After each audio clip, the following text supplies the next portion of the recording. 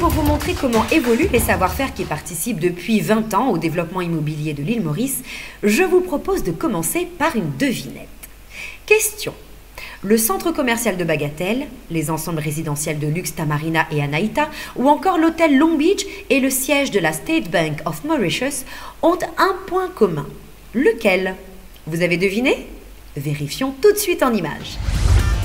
Pour tous les programmes immobiliers dont parle Virginie, tout ou partie du second œuvre, c'est-à-dire ce qui vient après la construction de la structure des bâtiments, est le fruit du travail d'une même compagnie. Cette compagnie s'engage un peu plus de 20 ans après sa création dans un chantier parmi les plus audacieux de son existence. Manser Saxon s'est fixé un objectif, remettre au goût du jour les métiers de la construction en associant dans un cadre industriel savoir-faire traditionnel et technologie de pointe. Au fil des années, la demande dans la construction a changé.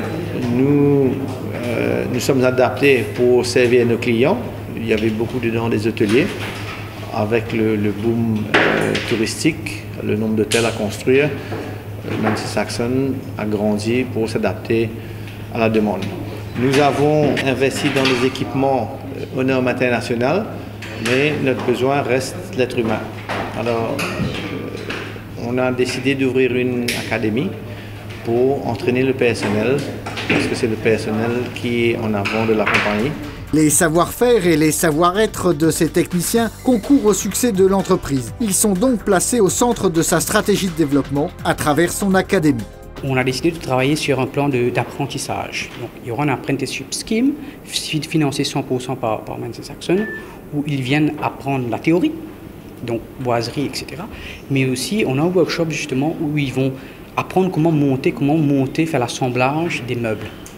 Donc, on va jongler justement avec les deux parce que très souvent, les gens sont qualifiés, sont compétents, connaissent le travail chez le temps, mais ne connaissent pas nécessairement la théorie derrière. Donc, voilà un peu la stratégie pour tout ce qui est employee engagement et vraiment développer le full potential de nos employés. Des employés actuels, mais aussi de ceux qui pourraient le devenir, car en créant cette académie, les responsables de Manser Saxon poursuivent, à plus grande échelle, un autre but.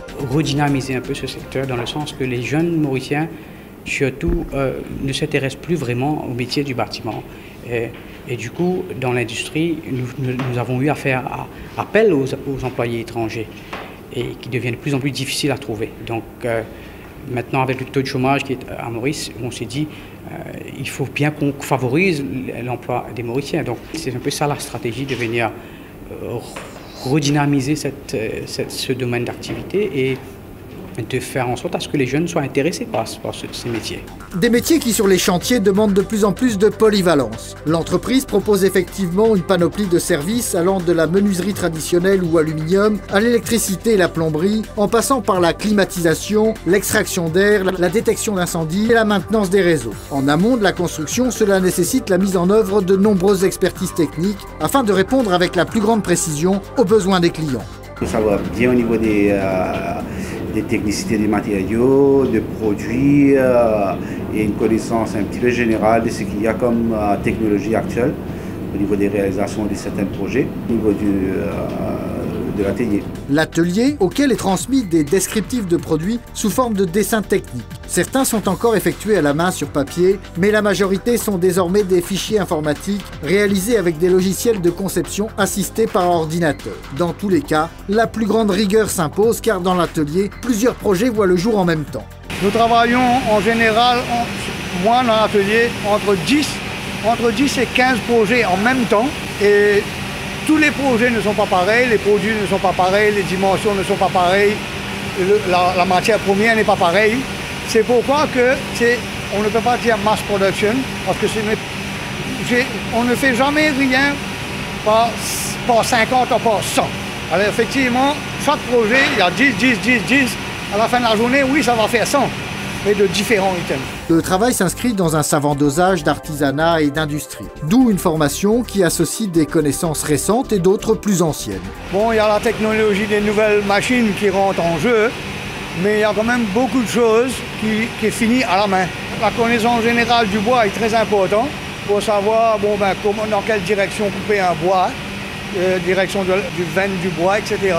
la veine du bois que l'entreprise parvient à exprimer pleinement grâce à un procédé de plaquage qui concilie l'esthétique et le développement durable. Par exemple, certaines portes qu'on croirait réalisées en bois massif sont en fait fabriquées avec des fines feuilles de bois noble qui sont d'abord cousues ensemble pour être ensuite collées sur des panneaux de bois compressés. Ainsi, avec une planche, on arrive à faire un grand nombre de panneaux de plaquage. Cette technologie particulière, mise en œuvre selon des normes européennes, permet aussi à l'entreprise de différencier son offre de celle des importateurs. Cette stratégie de montée en gamme conduit Manser Saxon à investir pour toutes les étapes du process de fabrication dans des équipements de pointe, et notamment dans les machines à commande numérique. Bien sûr, on a des CNC c'est-à-dire une machine numérique. Tout est programmé pour la machine, de la base du donné, bien sûr, du dessin. Et tout est programmé pour la machine. Et la machine fait le travail, pour ainsi dire seul. De nos jours, les architectes cherchent beaucoup de travaux arrondis, avec beaucoup de détails incrustés dans le bois. Je ne veux pas dire que ça n'aurait pas pu se faire manuellement, mais ça prend un temps fou. Autant dans les ateliers que lors de l'implantation des équipements, sur des chantiers où de nombreux corps de métier sont à l'œuvre en même temps, le temps, justement, c'est un paramètre capital pour respecter les délais de livraison. Dès qu'il termine à l'intérieur, je commence avec le faux plafond. Et puis, quand on termine la ligne, je fais les portes. Et puis, on fait tous les salles de bain, les plaintes. Et le dernier, c'est la cuisine. Nous sommes en train de faire la dernière fixation, les portes pour cette cuisine. Comme le travail est un peu délicat, le finish, le gloss finish, high gloss finish, bon, on fait ça à la dernière minute. Tout se fait rapidement maintenant. C'est très rapide, la rapidité. On n'attend pas maintenant. On fait vite, très vite. Pour les constructions particulières, les bâtiments commerciaux et les projets hôteliers, la rapidité est de mise, mais sans pour autant qu'en pâtisse, pour les clients, la qualité des aménagements, ni pour la compagnie, la rentabilité du projet. Auparavant, un hôtel se faisait en 18 mois, voire même plus, 2 années. Récemment, on a vu une tendance à essayer de livrer les projets en 1 an ou voire moins. Par exemple, en ce moment, on est en train de rénover un hôtel. Traditionnellement, ça aurait été fait en 6 mois, mais là, on essaie de livrer aux clients en 2 mois et demi.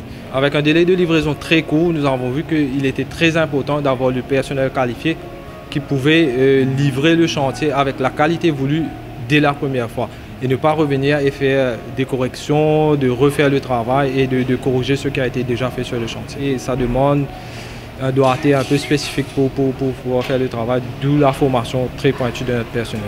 Ces solides savoir-faire, l'entreprise a décidé de les exporter, ce qui lui permet de se développer à l'international.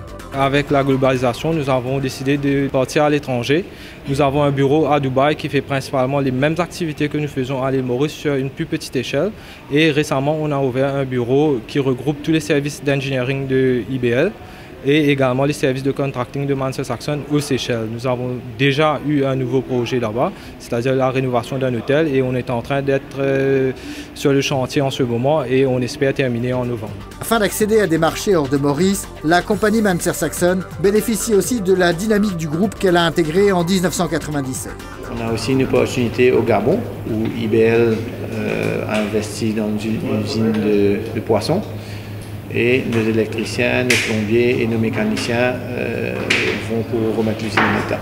Une remise en état qui témoigne de la fiabilité des savoir-faire manuels et techniques, et donc à même d'offrir de nouveaux débouchés internationaux, aussi bien pour les équipes qui mettent en œuvre ces savoir-faire que pour le pays dans son ensemble. Lors du lancement des activités du centre d'entraînement baptisé Manser Saxon Academy, dans les premiers jours du mois de juillet 2014, les responsables de l'entreprise ont bâti un programme qui prévoit 20 différents modules de formation organisés par roulement dans les 2 salles prévues à cet effet. Ces modules s'adressent aux 1200 membres du personnel employés actuellement par les 8 divisions que comprend la compagnie, sans compter celle de Dubaï qui affiche, 10 ans après sa création, un effectif de 200 personnes. Pour la petite histoire, quand l'entreprise a débuté ses activités en 1993, c'était avec 20 salariés. La base mauricienne de la compagnie à Richter couvre 12 000 m². Ce complexe industriel comprend, en plus des sites de stockage et des bureaux, une usine de 6 000 m², soit quasiment la surface d'un terrain de football. Manser Saxon compte parmi les entreprises qui hissent le parc immobilier mauricien aux standards internationaux. Pour innover, exporter ses expertises avec la plus grande fiabilité et maintenir sa rentabilité, la compagnie parie sur la formation de ses équipes. En faisant évoluer vers des techniques industrielles, des savoir-faire artisanaux traditionnels, elle favorise aussi la participation du plus grand nombre de Mauriciens, y compris ceux qui n'ont pas un gros bagage académique, au développement économique du pays.